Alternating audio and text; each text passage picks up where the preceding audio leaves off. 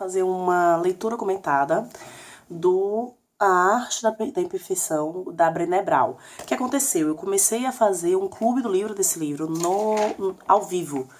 Mas por algum motivo a minha internet não estava bacana, eu não consegui baixar e postar novamente. No YouTube, no caso era onde eu ia postar, e eu tenho decidido usar menos o YouTube. Então eu resolvi gravar aqui no IGTV, porque eu acho que a gente vai conseguir falar sobre o assunto de uma maneira clara. Eu vou conseguir postar sobre o livro, o que eu aprendi do livro, sobre o livro, algo que é muito marcante pra mim. E ajudar você que talvez esteja aí às voltas com as suas imperfeições.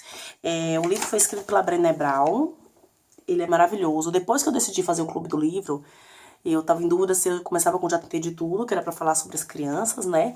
Ou se eu começava com a Arte da Imperfeição, que era pra falar sobre a gente. Eu cheguei a fazer aqui uma enquete e acabou que empatou. E como empatou, quem decidiu fui eu. E eu amo esse livro, eu acho que ele é bem importante. Sobretudo quando a gente é mãe ou pai. Sobretudo as mães, né? Eu acho que as mães têm uma cobrança muito grande pela perfeição no que se faz. E a arte da imperfeição é algo fantástico. Esse livro ele fala sobre a vulnerabilidade, sobre o poder da vulnerabilidade. E ele é tão especial que o primeiro vídeo vai ser só pra falar sobre o prefácio. Tipo, o prefácio. Porque até o prefácio dele é de uma riqueza sem igual, tá? Então esse primeiro vídeo a gente vai falar um pouquinho sobre o prefácio. O livro começa com a Brené falando por que ela resolveu escrever sobre esse livro. Escrever algo sobre perfeição, sobre vulnerabilidade, sobre vergonha. E aí eu preciso contar um pouquinho sobre a Brené. A Brené é uma pesquisadora, ela pesquisa a vergonha há muitos anos. Ela passou, antes de escrever esse livro, já tinha 7 anos pesquisando. E ela conta que ela sempre foi essa pessoa de esquematizar, de anotar, de fazer estatística.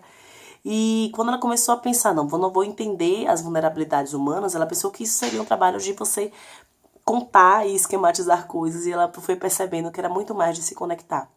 Ela percebeu que existia um padrão nas pessoas, que todos nós temos vergonha, medo, angústias, essas coisas que a nossa educação tradicional faz a gente acreditar que são falhas na tua conduta, falhas no teu caráter, que não é coisa que você deveria sentir. A Brené começa a perceber que todo mundo sente isso. Mas existe um grupo de pessoas que consegue passar por isso de uma maneira mais leve. Esse grupo de pessoas eram pessoas que descreviam a maior felicidade e alegria a respeito da vida. E isso foi curioso para a Brené. Ela começou a perceber, poxa, por que essas pessoas sentem isso? Qual que é a diferença dessas pessoas para mim e para os outros pesquisadores, as outras pessoas que eu percebi? E é engraçado, e quando ela começa a analisar essas características, ela percebeu que ela não era uma dessas pessoas. Ela não era uma das pessoas que passava pelos problemas da vida de uma maneira leve e tranquila. Ela, na realidade, se enxergava como muito mais tensa e ansiosa e angustiada por mais tempo, assim, metódica. Ela não sabia o que era leveza na vida. E aí ela percebe que o padrão dela não era o padrão das pessoas, que ela começa a chamar na pesquisa de pessoas que vivem plenamente. Que seria esse viver com o coração associado, alinhado com o seu coração. E uma das coisas que eu fui grifando os pontos que eu acho que chamaram muita minha atenção, e o primeiro deles é que a Brené fala que não dá pra você desver um padrão.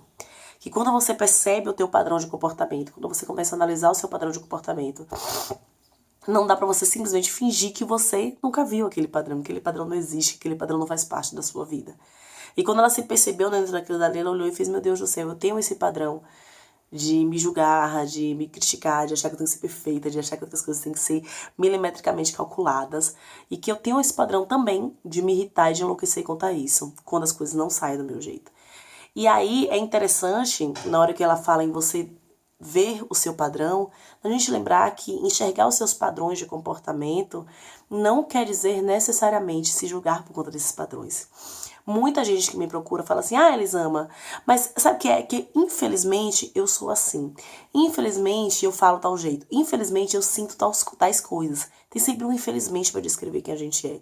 E isso é terrível, porque a gente não precisa de infelizmente para descrever quem é. Não tem que ter um infelizmente na frente. Você é quem você é. Ponto. Isso não é bom nem ruim, simplesmente é a realidade. Eu me irrito demais quando, sei lá, quando me acordam cedo. Ok, não vai se julgar e falar, eu devia ser de outro jeito. Não é esse o teu padrão? Como que eu vou lidar com isso agora? Já que meus filhos, sei lá, acordam às 5 da manhã. Como que eu vou lidar com isso? Para que eu consiga lidar com essa situação de uma forma mais positiva do que o meu normal. Eu tenho uma tendência de ficar muito estressada na TPM, de ficar muito estressada mesmo. E aí depois eu vou gravar um vídeo sobre TPM. Eu quero falar um pouquinho sobre isso, sobre as minhas percepções e as mudanças que eu tive ao perceber a TPM. Acho que eu vou gravar um isso ou algo assim. Mas enfim. E aí eu tenho essa tendência. E eu posso simplesmente enxergar essa tendência sem nenhum julgamento. Não é que eu sou ruim, que eu não deveria ser mãe, que eu não nasci pra conviver com pessoas porque no TPM eu fico nervosa. Não, ok, esse é o meu padrão. Eu tenho uma tendência de ficar mais nervosa na situação. Como que eu vou lidar com esse padrão? E a gente só aprende a lidar com o que a gente aceita que existe. Então você só vai aprender a lidar com as suas características que você julga inadequadas, que você julga ruins, quando você parar de julgá-las inadequadas e ruins. Quando você simplesmente aceitar que elas são características suas, ok, elas não são nem boas nem ruins. Elas fazem parte da tua formação, elas fazem parte de quem você é. Como é que você vai lidar com ela agora? Como é que você vai aprender a ver isso? Como é que você vai aprender a respeitar os teus limites, mas também respeitar quem está perto de você? E aí, quando a Brené fala dessa aceitação da vergonha, da culpa, ou da culpa não, da vergonha, do medo, etc e tal, ela fala dessa aceitação de você enxergar o teu padrão sem briga com o teu padrão. Simplesmente veja, olha, esse é um padrão. E ela fala que às vezes, e aí ela grifou uma fala num trecho que eu acho que é importante ler pra vocês. Gente, eu tô com a colinha, que senão eu esqueço que eu tenho que falar. E eu vou ler. É muito importante o quanto nos conhecemos e compreendemos, mas existe algo que é ainda mais especial para uma vida integral e plena: amar a nós mesmos. Conhecimento é importante, mas apenas se formos delicados e gentis com nós mesmos enquanto trabalhamos para descobrir quem somos. A plenitude depende tanto de abraçarmos nossa ternura e vulnerabilidade, quanto de desenvolvermos conhecimento e força. E aquela que talvez tenha sido a lição mais dolorosa do dia me atingiu tanto que me deixou sem fôlego. Aquelas informações deixaram claro que não podemos dar aos nossos filhos o que não temos. A capacidade de amar com todo o coração é o indicador mais forte de sucesso como pai ou mãe do que qualquer coisa que podemos aprender com um livro de educação. E esse trecho eu gravei porque muita gente quer lidar melhor com os filhos, muita gente quer lidar melhor com as crianças e não consegue lidar melhor consigo mesmo. E quando você não consegue lidar melhor consigo mesmo, é difícil você lidar com as limitações da criança quando você não lida com as suas. É difícil você lidar com as características da criança quando você não aceita bem as suas. Eu comecei há um tempo a ler muito sobre autocompaixão, a ler muito sobre desenvolvimento pessoal. Muito mais até do que livros de educação. E isso me fez enxergar melhor como educar melhor os meus filhos a partir de enxergar a minha criança, enxergar as minhas feridas, enxergar as minhas dificuldades em me amar. E aí, esse trecho ele é muito especial, porque a Brené fala exatamente o que eu penso. Que ou você aprende a aceitar quem você é, e para de brigar com você mesmo, para de se colocar no cantinho do pensamento o dia inteiro, e para de se maltratar o dia inteiro, ou você nunca vai dar conta de educar de maneira não violenta. Sabe, a não violência, ela precisa ser um processo que começa por dentro. Começa aqui para passar para fora. E aí, ela fala que às vezes quando você percebe toda essa conjuntura e que você enxerga quem você é, enxerga as suas linguagens internas, você percebe que não dá conta sozinha. E tem hora que a gente não dá conta sozinho mesmo, que você precisa de uma terapeuta, que você precisa de ajuda. E nesse trecho sobre a terapeuta, ela fala algo muito engraçado, ela que percebeu que precisava de ajuda, ela chega na terapeuta e fala, olha, eu percebi que eu não tô vivendo plenamente, que eu não tô alinhada com o meu coração. Então eu preciso de ajuda. Mas eu não quero nada dessa baboseira de falar de infância, de mexer em dores. Eu não quero nada disso. Eu quero coisa prática. Vamos ter foco. E ela fala isso. E ela fala que, tipo, como que você vai mexer na tua história? Como que você vai se entender melhor? Você chafurdar na sua lama, assim, olhar de dentro muito intensamente pra quem você é. E aí ela fala, será que é possível você despertar sem ter um colapso? Porque a psicóloga dela disse que foi um ano do despertar. E ela fala que foi um ano do maior colapso da vida dela. Será que é possível a gente sair de onde a gente tá pra ir pra um lugar sem de vez em quando colapsar?